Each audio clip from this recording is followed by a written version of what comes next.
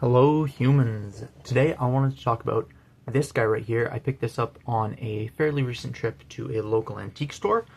This is a Schrade Uncle Henry U127. They called this the Lockblade Folding Hunter for obvious reasons. And I wanted to use this as kind of an example to show off a fairly interesting proto-locking mechanism. So obviously, one of the things that popularized locking mechanisms in North America is the Buck 110. However, locking mechanisms have been around for a long time, predating the Buck 110. Even the Buck 110 itself wasn't the first lockback by a wide margin.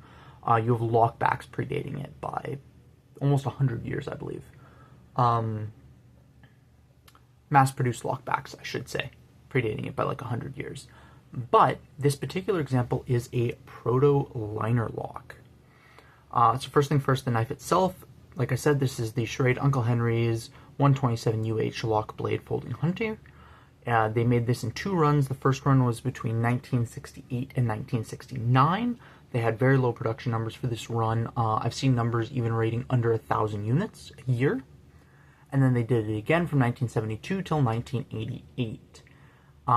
This rear hole wasn't present on the 1974 or 1975 models, but I can't narrow it down any further than that. So this was made either in 68, 69, which would be fairly unlikely, or it was made some point between 72, 74, or 75 and 1988.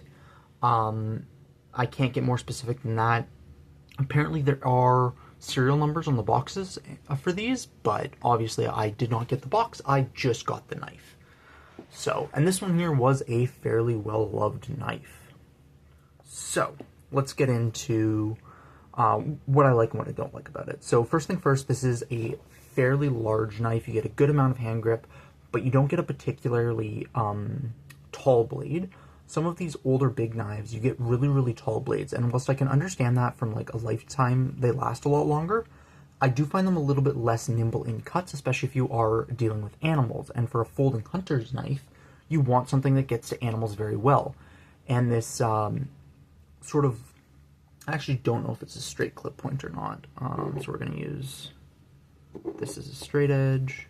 No, so it is a slightly upswept clip point. Very, very slightly. But this long clip point that you actually get a really good tip for getting in, doing fine work around bones and that kind of a thing, which for folding hunter I really like. You only get a little bit of belly, which isn't my favorite style, but you do get a lot of flat, which I do quite like. Obviously this version here was kept quite sharp. I'm not going to do like my standard sharpness test and stuff like that because it was obviously owned for quite a period of time before I got it. And then on top of that, I have been using it for the last few weeks just to kind of get a feel for it. These also did come originally with belt sheaths. I do not have a belt sheath for it, but this version has a lanyard, and I'm actually pretty comfortable just putting a knife in my pocket and hanging the lanyard over the edge of my pocket. I don't find that to be particularly obtrusive. So for me, that works out quite well. The blade steel I wasn't able to find, but it is a stainless steel. Interestingly enough, one of the somewhat unique things about this, the back spring isn't stainless. It's a carbon steel back spring, some type of spring steel, which in the name of saving money, honestly does make a lot of sense. Carbon steels, especially spring steels, have a tendency to be pretty easy to heat treat in an industrial sense, especially compared to stainless steels. And your heat treatment range, like, you have to be much less precise in order to get a spring steel to act like a good spring. To get a stainless steel to act like a good spring, you need to be a lot more precise, generally speaking. So I can see that being a cost-saving measure. Synthetic bone handle, or antler handle. Uncle Henry started using synthetic very early in this, even as far as like the early 60s for synthetic antler handles, which did lead to some like perception on their quality and their cheapness. I have found Uncle Henry knives to be fairly well put together. They're not amazing necessarily, but they do tend to be fairly well done. We have a nail nick in the blade for opening, and medium tension. It's not super, super high tension back spring, but it does take a little bit. We don't have a like dedicated half stop, but we do have a lower tension area throughout this section. And even without the locking mechanism, we have a good amount of spring holding the blade in place, which is good. This is not the tightest lockup in the world. You can actually see just how much blade play there is before the lock comes in to effect. However, this is where I wanted to talk about this knife and bring this into being an old knives talk, generally speaking. So this is obviously a proto liner lock. This style of liner lock, as far as I can tell, is very, very similar to the 1906 patent for the Catoragus liner locking mechanism. It's a brass spring, essentially flat spring, that bends in front of a traditional slip joint mechanism. So these are supplementary locks to the slip joint mechanism. They're there to reinforce the strength of a slip joint. And even as far back as the 20s and 30s, people were talking about the fact that it does not lock the blade out completely, which is interesting. Obviously, being brass, it's going to be quite a bit softer. It's going to wear down quite a bit over time. So it was never going to be a perfect lock. But as far as just keeping the thing from snapping shut on your fingers, this is pretty damn good at that job. It does put something in the way. It's very easy to manipulate. It does still take typically 2 hands because this is still a backlocking knife, but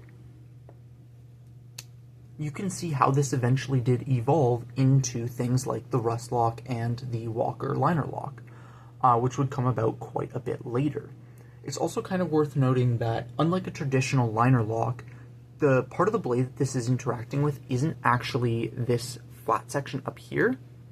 It's the flat part where the spring interacts. You can actually see, it's kind of difficult to see, but it's not necessarily hitting this top post like you would see with a traditional liner lock. Let me just grab one over here. So as you can see with the wee banter,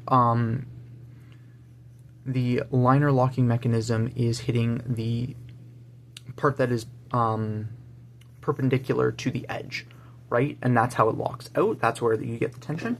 Whereas with this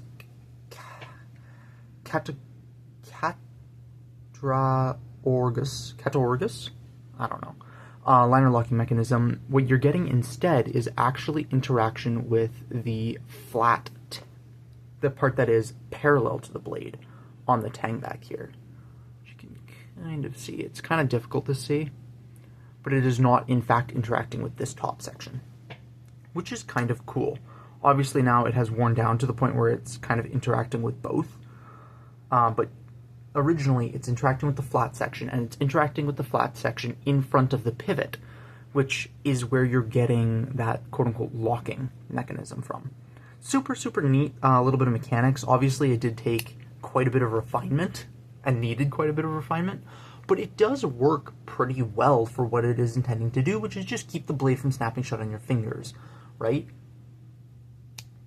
I think that these proto-locks are really cool. They represent sort of an evolution, not just in like safety regards, but in the way that people have thought about locking mechanisms and the purposes of folding knives. What you get with these, especially earlier knives, is fairly low-stress knife work, right? Even the folding hunter pattern, which was a slip joint before Buck made their iconic Buck 110, isn't necessarily for big game hunting. That was more a task assigned for fixed blades.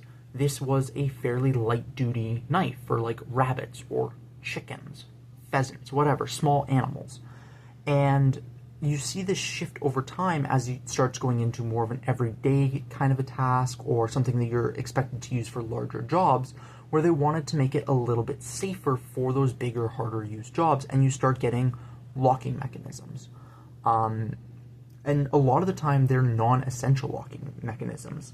Another very popular early-ish example of a evolution into a locking mechanism is actually the Opinel. Opinel started off being friction folders, not even slip joints, but friction folding knives, and in the 50s they got their Veroblade ring lock, which wasn't an automatic lock. It was a lock that you had to dedicate to putting in place in order to prevent the blade from closing if you were doing a task that required it. A lot of the day-to-day tasks I've found I don't even lock out the open Ls that I have, right? Like, it's just not worth it.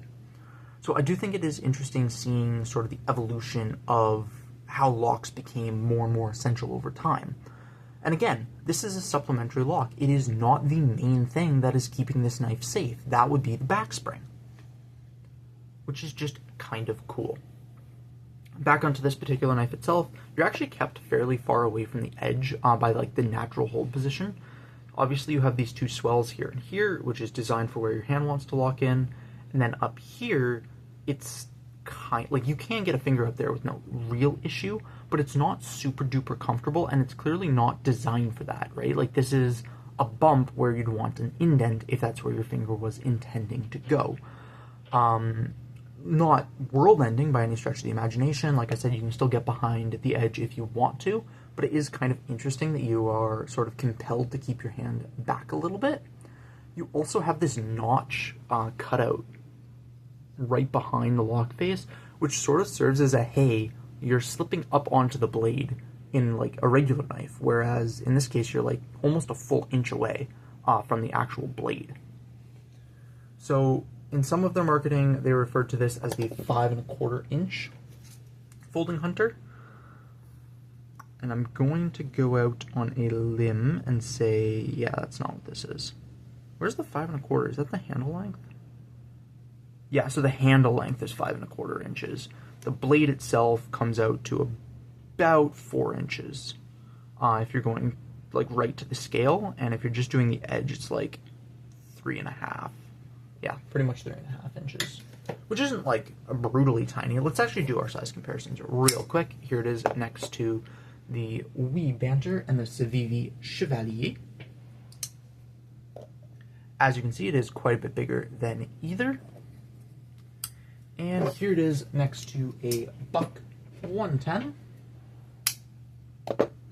And where's my Zippo? Over here. 1 second. Next to a Buck 110 and a Zippo. As you can see, it is even bigger than the Buck 110, which for me personally puts this into the category of large knife, and it does feel like a fairly large knife. That being said, it is not super duper thick. These two knives would be from around the same area. I believe this is a 74 Buck 110. So it's very possible these two knives were in direct competition with one another. And as you can see, the Uncle Henry has a lot more molding to the handle shape, and it is significantly thinner. And next to the Zippo, it's at the bolster, it's about the same thickness as the Zippo. The Uncle Henry does get thicker behind the bolster, so it does come out to being a little thicker than the Zippo, but not by a huge amount. So yeah, I think that this is sort of an interesting example of the philosophy around locking mechanisms, especially earlier locking mechanisms. This is a non-essential component of this knife. It's nice to have, for sure, and it keeps the knife from slipping shut on your fingers, but it's not keeping the blade in exactly the same spot, right? And this knife isn't designed necessarily for super hard use tasks. You can absolutely skin a deer or other large game with it, but that's not what this is intended for. Folding knives of this time period especially were considered to be supplementary, something that you would carry in addition.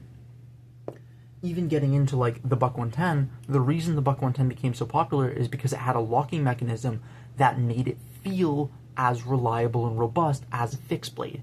I'm not getting into whether or not folding knives can ever be as whatever.